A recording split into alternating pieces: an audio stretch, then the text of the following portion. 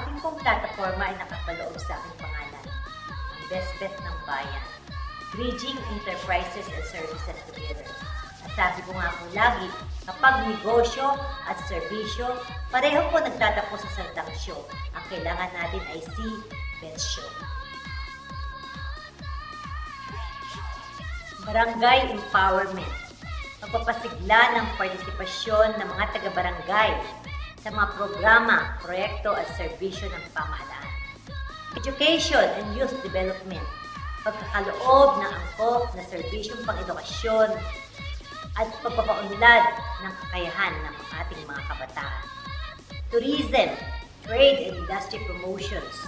Higit pang pagpapalakas ng kampanya ukol sa lokal na turismo at kayanang pangkalakalan at industriya ng lalawigan.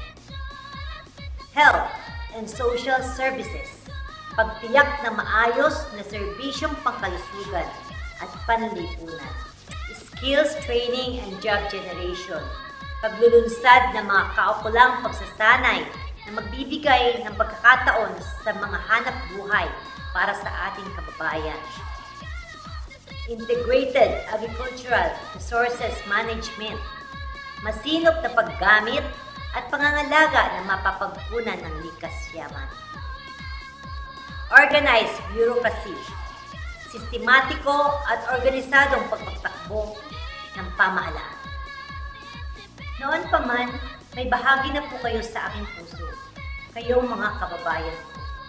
Nawa po ay magkaroon din ako ng puwang sa inyong mga puso, dahil hindi ko po kayo bibiguin.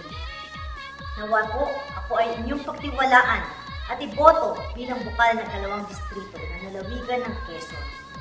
Lagi ko po kayong naaalala. Sana po pagdating ng Mayo 13, sa inyo pong pagpili ng mga pagkakatiwalaan ng ating bayan, ay maalala po nyo na may isang betsyo na umaasa na inyo pong bibigyan ng pagkakataon na kayo'y pagsilbihan. Maraming pong salamat.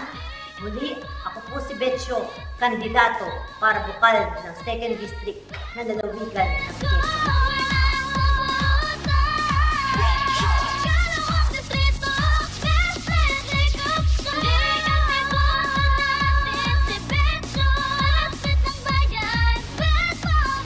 Tandaan matuwid, asenso'y walang